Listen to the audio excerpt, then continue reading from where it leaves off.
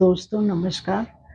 आज की वीडियो में हम लोग चर्चा करेंगे कि डिप्रेशन की समस्या इतनी ज़्यादा क्यों बढ़ती जा रही है, स्पेशली जो हमारा यंग जनरेशन है, जो हमारा युवा पीढ़ी है, उसमें बहुत ज़्यादा ये फैल रही है। उसके कारण से नींद नहीं आना, किसी काम को करने में मन नहीं लगना, ना कोई अपनी तरफ से कोई गोल सेट कर पाना, ये सब इतनी बड़ी समस्या है कि ये धीरे-धीरे फिर ये एक तो परिवार पे असर डालेगी, समाज पे और देश पे भी असर डालेगी।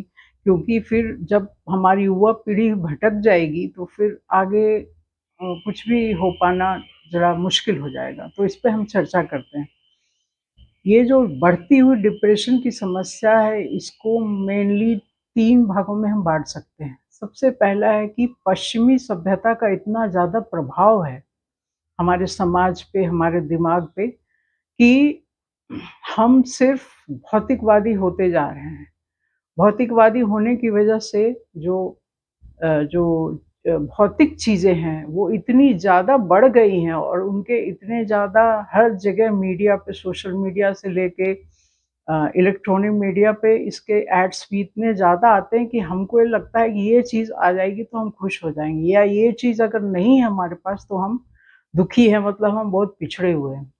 तो हमें ये जो है ना, चीज़ों को खरीदने की लालसा अंदर पनपना, अधूरी इच्छा रह जाना, हमारी कामनाओं का बढ़ जाना, और सिर्फ़ ये भौतिकवादी चीज़ों पे ही इतना ज़्यादा फ़ोकस हो गया है कि हम अंदर की तरफ जा ही नहीं रहे।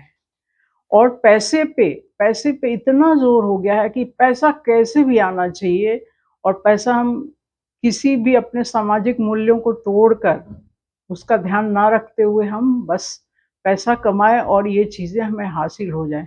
लेकिन कितने हम ऐसे एग्ज़ाम्पल देखते हैं कि लोगों ने करोड़ों, अरबों कमा लिए, फिर भी इसके अंदर से खुशी नहीं है।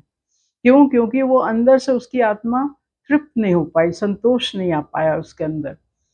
तो वो फिर सब कुछ छोड़कर एक फ़कीर की भाँति रहने लग जाते हैं। ऐसे कितने एग्ज़ाम्पल हैं, कम से कम इंडिया में तो हैं, हमारे देश में। और तब समझ में आता है कि हमारे अंदर जो एक चेतना है, जो आत्मा कहते हैं, उसको ही खुश करना, उस वहाँ से संतोष प्राप्त करना ही आपको आनंद देगा। और ये आनंद जब आना लग जाएगा आपके मन में, तो आपके डिप्रेशन धीरे-धीरे खत्म हो जाएगा। क्योंकि वो जो हमारी चेतना है, वो अगर प्रसन्न होती है, तो एक आनंद का स्रोत बन जाती है, हमें दिन भर आनंद देती है और फिर आगे कुछ करने के लिए भी प्रेरित करती है। पश्चिमी सभ्यता में शरीर को बहुत ज़्यादा जोर दिया गया, हर चीज़ शरीर को खुश करने के लिए बनाया गया, जबकि हमारे भारतीय संस्कृति में ऐसा नहीं है। हमारे यहाँ आत्मा, और जिसको चेतना भी कहते हैं, वो वही केंद्र है। और वहीं से भी जितने हमारे सामाजिक मूल्य हैं, सामाजिक जो मूल्य हैं, प्रेम, सहायता करना, धीरज रखना, संस्कार में बंधना, कैसे कब कहाँ क्या आचरण करना है, ये सारी चीज़ें सिखाई जाती हैं। अब जब ये भौतिकवादी चीज़ें बढ़ गई है, तो इन सब चीज़ों का कोई भी, अब बहुत कम लोग हैं कि इस पे काम करते हैं, मतलब इसको आगे बढ़ाते हैं। इस पे फ़ोकस कम हो गया है और फ़ोकस ज़्यादा भौतिकवादी चीज़ों पे बढ़ गया है, जिसके कारण हमारी सारी चेतना, हमारी सोच, emotional energy, mental energy, physical, सब कुछ अब इसको ही प्राप्त करने के लिए लग गई हैं। और अगर वो सुविधाएँ मिल भी जाती हैं, तो फिर हम कहाँ खुश हो पाते हैं? फिर भी डिप्रेशन कैसे हो रहा है फिर? तो ये पहला अंतर है कि वेस्टर्न इन्फ्लुएंस की वजह से इतनी ज़्यादा हमारे शरीर की सुख-सुविधाओं का उस पे ज़्यादा फ़ोकस हो गया है।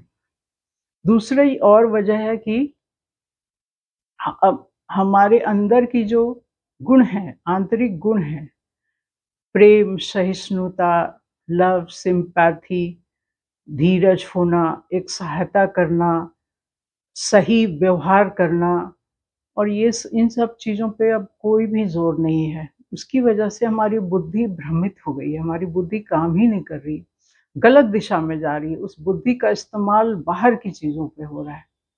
तो फिर ये अंदर से हमें डिप्रेशन देती है। जब अंदर से हम खुश नहीं होते हैं तो ये हमारा मन मुरझा जाता है और फिर कुछ भी काम करने का मन नहीं होता, नींद भी नहीं आती है, किसी भी चीज़ में हमें कोई सफलता नहीं मिलती है।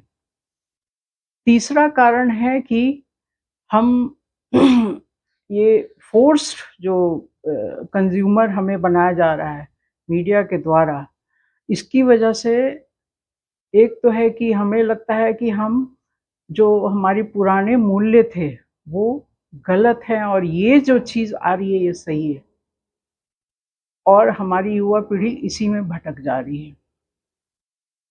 तो ये तीसरी वजह है कि हम अपनी चीज़ों को गलत मानकर दूसरी चीज़ों पे ज़्यादा ज़ोर दे रहे हैं।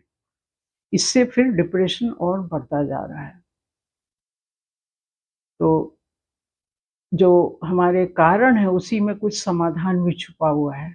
समाधान ये है कि पहले आप आंतरिक गुणों को जगाएँ, उन्हें उस पे ज़्यादा फ़ोकस दें, उसमें सबसे ज़्यादा सहायता करेगा आपका ध्यान। कुछ आध्यात्मिक पुस्तकें पढ़ें जो कि आपको सही दिशा दिखाएगी, बुद्धि आपकी ठीक दिशा में ले जाएगी, वो भी बहुत बड़ा पहले आप वहाँ अंदर से जागृत हो जाएँ, अगर ये चीज़ें जागृत हो जाएँगी तो बाहर की चीज़ें फिर आप पे कोई इन्फ्लुएंस नहीं डाल पाएगी। आपको जितना चाहिए, जो भी चाहिए आप ले लीजिए और फिर उसको बस करिए। बढ़ते ही जा रहे हैं, एक कार ली, दूसरी ली, फिर तीसरी ली, इन्हीं के पीछे पूरा जीवन थोड़ी यही है। आप अंदर से कभी खुश और संतुष्ट नहीं हो पाएँगे। तो एक तो कि आप मेडिटेशन और आध्यात्मिक गुणों का अपना उस पे ज़ोर डालें। दूसरा इसमें सबसे ज़्यादा सहयोग करेगा जो पुरानी चीज़ें हटाने में भी सहयोग करेगा और योग भी इसमें बहुत ज़्यादा आपको सहायता करेगा। दूसरे है कि जो पुराने हमारे संस्कार थे कि गरीब लोगों की सेवा करना, सत्संगों में जाना, प्रवचन सुनना और फिर उस पे अमल करना, सिर्फ़ सुन के ही नहीं आना। इन चीज़ों को बढ़ाना पड़ेगा हमारे समाज में और तो अपने आप ही ये बाहर की जो चीज़ें हैं, ये हमें कम आकर्षित करेंगी। कम आकर्षित करेंगी तो फिर हम उस पे ज़्यादा ज़ोर नहीं लगाएँगे और फिर धीरे-धीरे हम डिप्रेशन से बचेंगे। अच्छी संगति होना, अच्छे दोस्त बनाइए जिससे आप साझा कर सकें। जानवरों, पक्षियों को कुछ-कुछ आप खिलाते रहें, ताकि आप जुड़े रहें, पूरे संसार समष्टि से जुड़े रहें। वो भी एक तरह का आनंद देता है, आत्मिक आनंद देता है।